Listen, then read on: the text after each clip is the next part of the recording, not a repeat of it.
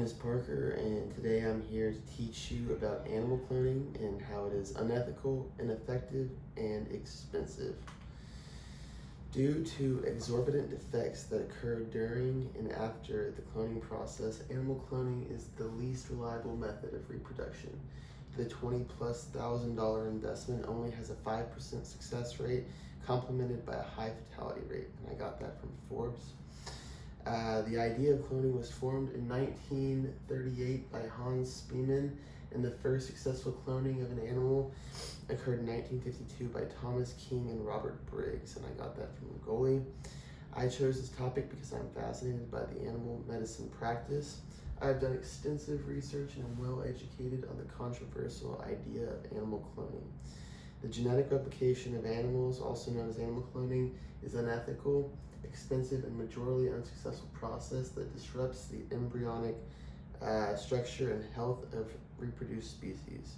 And so today I'll be discussing the history of cloning, the cloning procedure, the unethical nature of cloning, and the future perspective of cloning. So for the history, in 1938, as I said earlier, Hans Spemann proposed replacing the nucleus of an egg cell with the nucleus of another cell to grow an embryo from that egg, and I got that from Rigoli. In 1952, Thomas King and Robert Briscoe conducted a successful nuclear transplantation with an amphibian embryo to a clone of a Rana pipiens frog. In 1979, researchers produced the first genetically identical mice by splitting mouse embryos in the test tube and then implanting the resulting embryos into the wombs of an adult female mouse. And in 1996, using the process of nuclear transfer, Dolly the sheep was the first mammal cloned from an adult somatic cell. So the cloning procedure.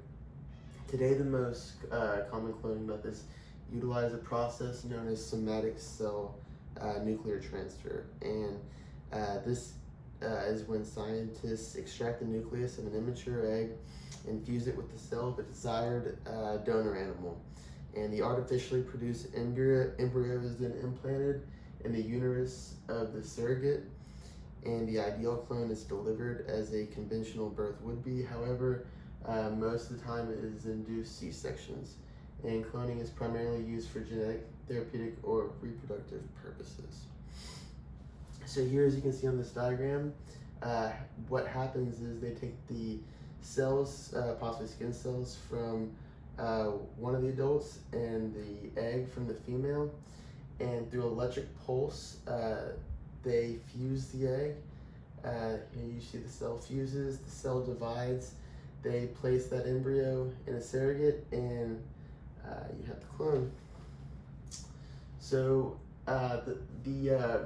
the pros of animal cloning, one could say that they could potentially be used to rescue endangered species, but we know now that the average lifespan fluctuates and fatality rates are high, so that's not necessarily true.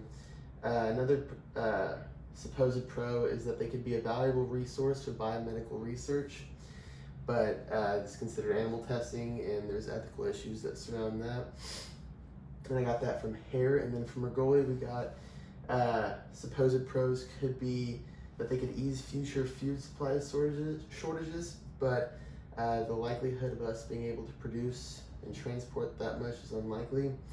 And cloning creates desirable traits in each species, but it does so by destroying DNA and embryonic sequencing, and babies will not have cloned personalities, but they are artificially created. So, and the cons are: animal cloning is an expensive process. Animal cloning is usually unsuccessful. Successful cloning reduces genetic diversity for the species, destroys numerous embryos, creates abnormal pregnancies for the mothers.